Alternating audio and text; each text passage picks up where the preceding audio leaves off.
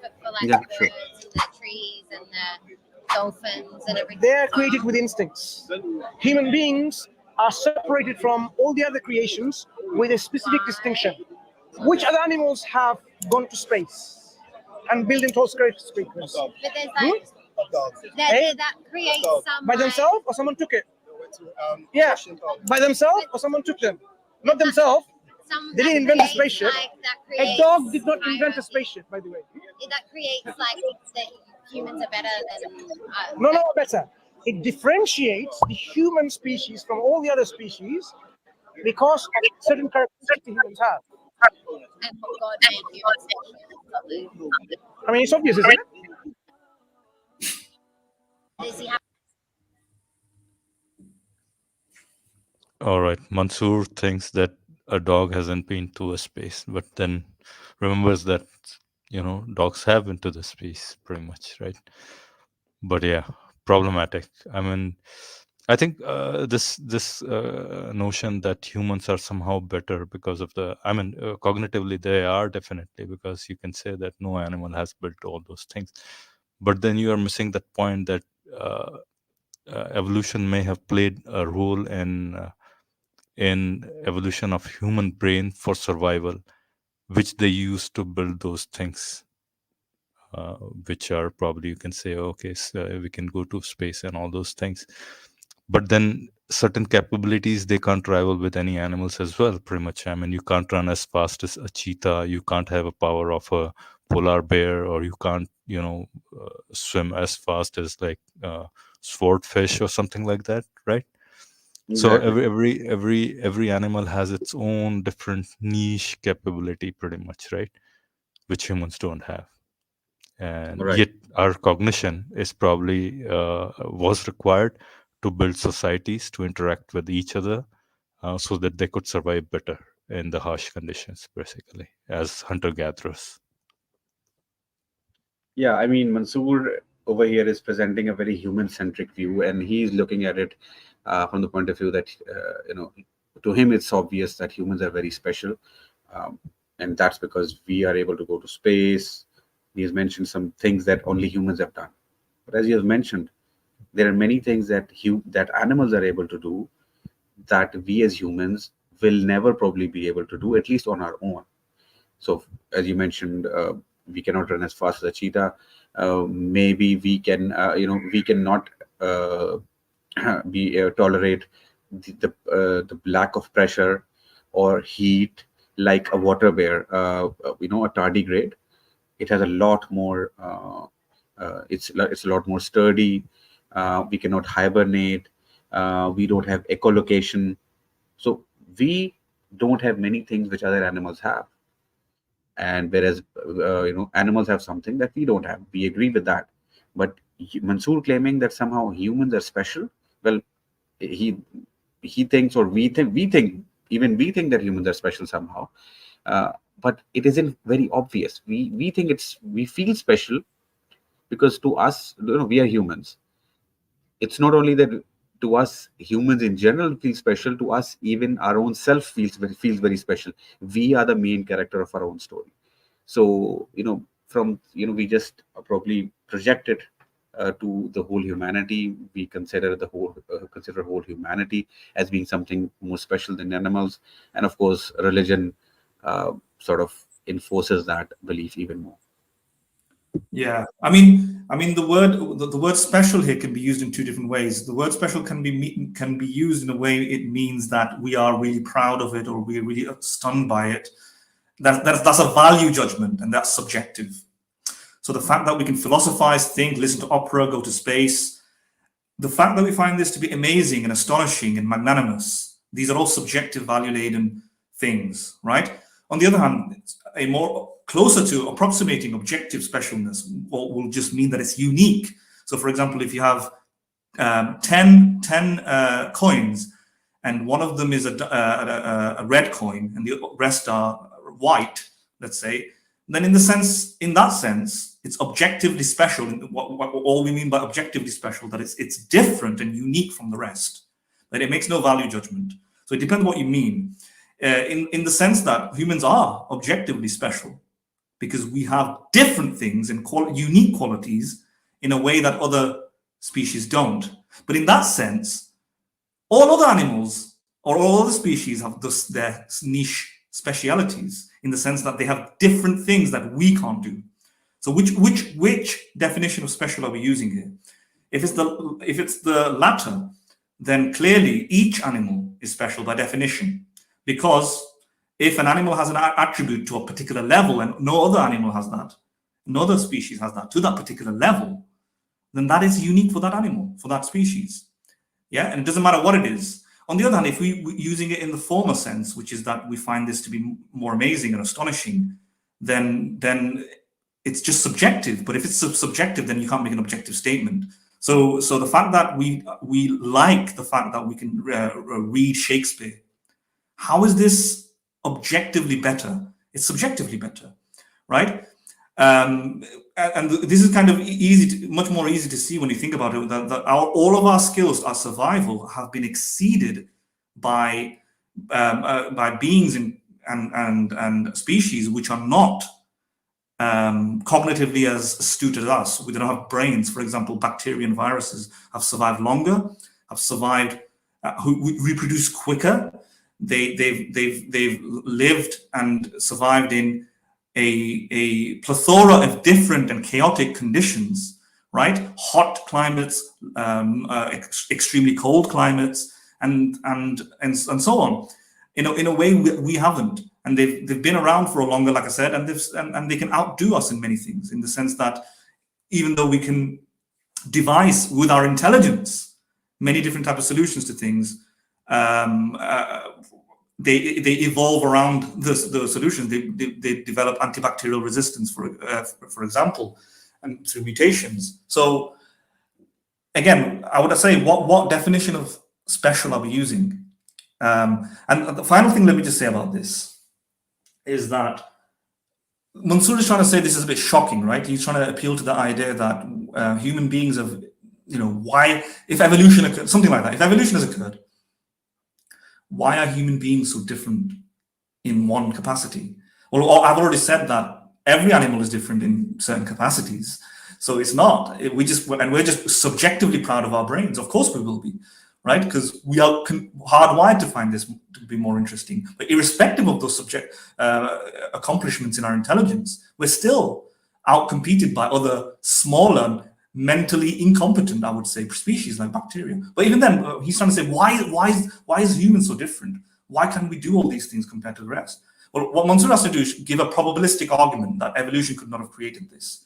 And he has to find out the probability distribution of the number of mutations required. So anybody making this argument, show me that evolution could not have produced this, or show me that the fact that star formation, or the vastness of our universe, vastness of our cosmos, could not, through the random assembly of, the impersonal assembly of natural events, could not have created at least one star with one planet that can have humans on it. Why not? What is the probability? You have to give you have to give like a fine-tuning argument and demonstrate that in fact it is in fact highly improbable that one planet will have evolution and then it will have loads of species, and one of those species would be dramatically different in intelligence. What's the probability distribution? And in order to do that, you have to outline through historical evolution the biological trajectories that would be impossible to be achieved. You have to outline the number of mutations that will be impossible to achieve or obtain through random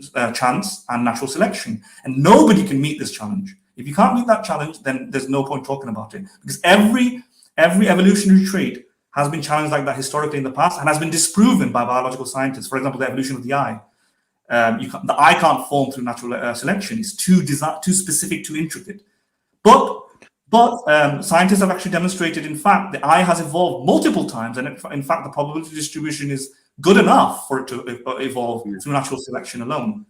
So given the track record, just very quickly, given the track record of constantly demonstrating that these things can happen, to make this kind of special argument that humans can't come through evolution, Mansur has to do the same thing, and I would wager that he can't do that, because natural selection is always shown to work.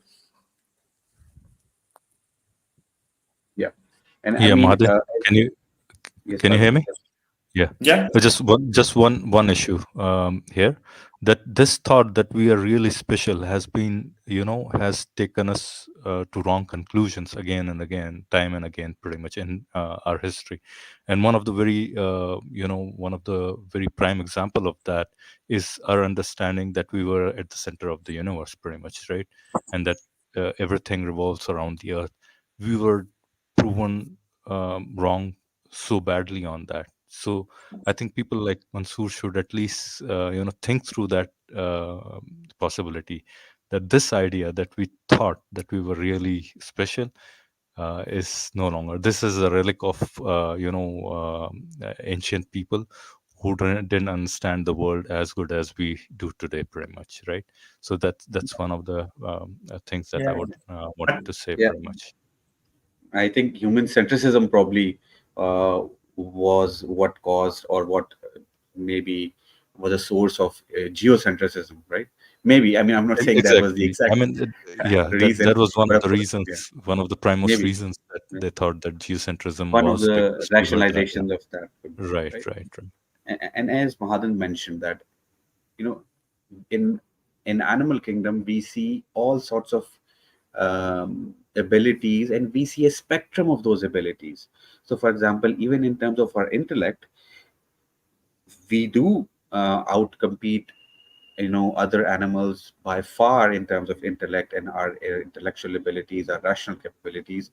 However, we do see animals performing way above what we expected them to actually perform in intellectual tests, in problem solving. So we have been able to identify some very intelligent behavior from animals.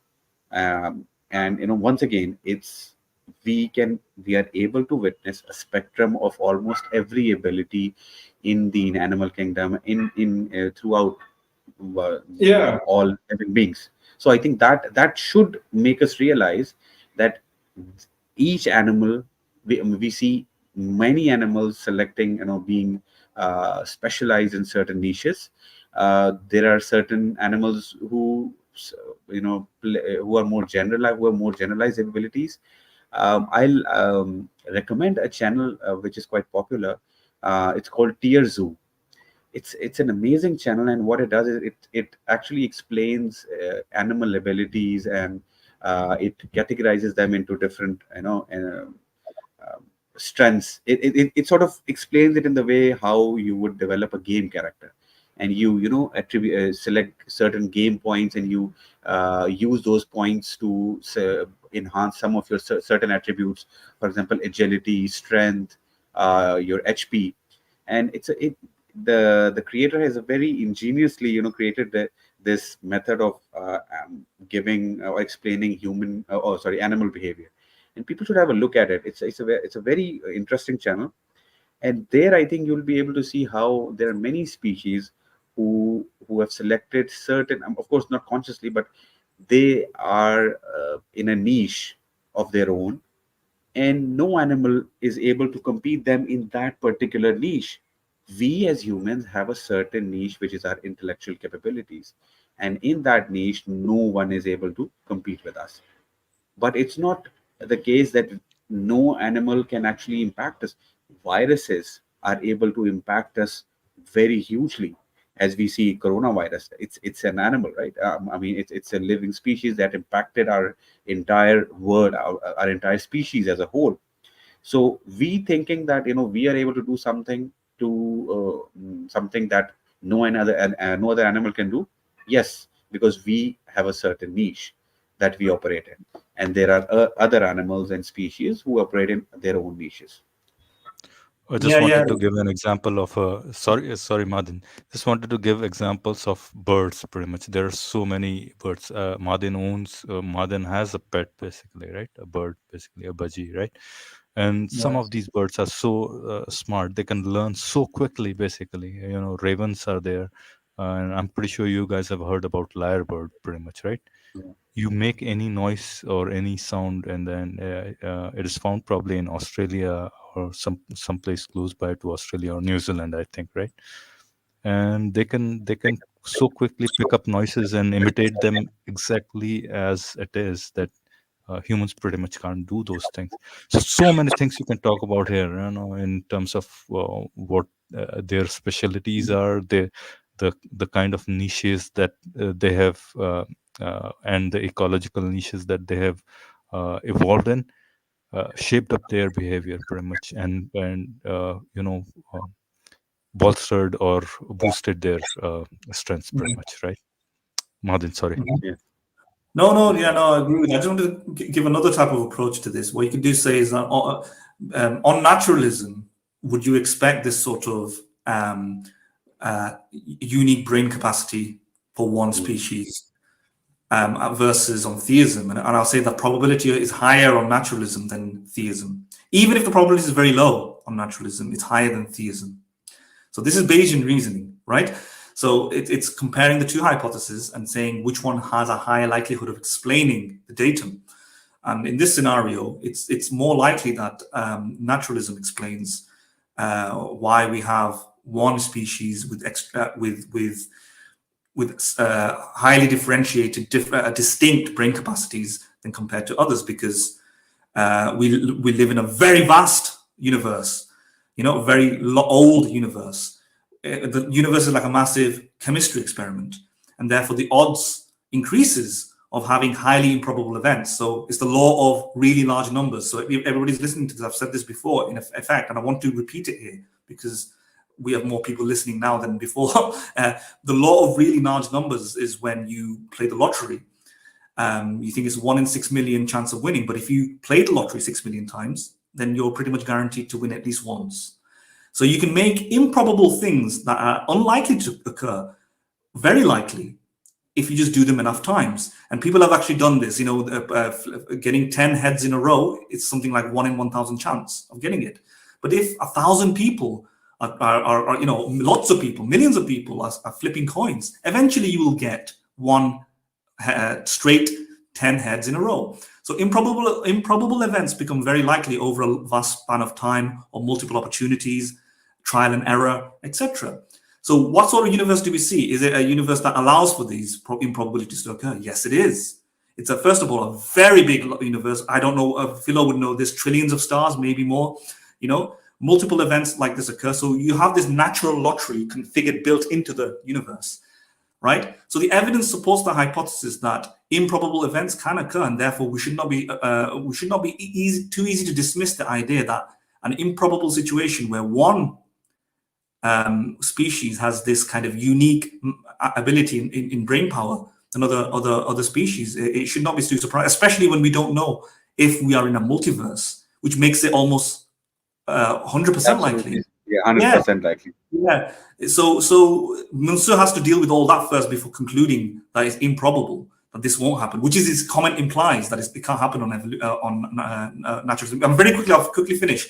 And the evidence further supports that in the sense that our brains, we have species, hominid species that suggest that our brains develop on a stage-by-stage basis, gradually, right? We have DNA linking DNA and physiological and morphological and transitional characteristics of fossils connecting us to these things, making viable predictions. And the brain, and we see when we put it in order, we actually see this gradual increase in skull size, suggesting that this is a product of evolution. And furthermore, we've got a hind brain, a midbrain, a baseline brain, which is colloquially gets expressed as your lizard brain. Why would our brain have all these things? It was created by a perfect creator. On the hypothesis, it was created by a perfect creator. It doesn't need to go through all these gradual stages and give us a hind brain with lizard brain characteristics and all these cognitive biases.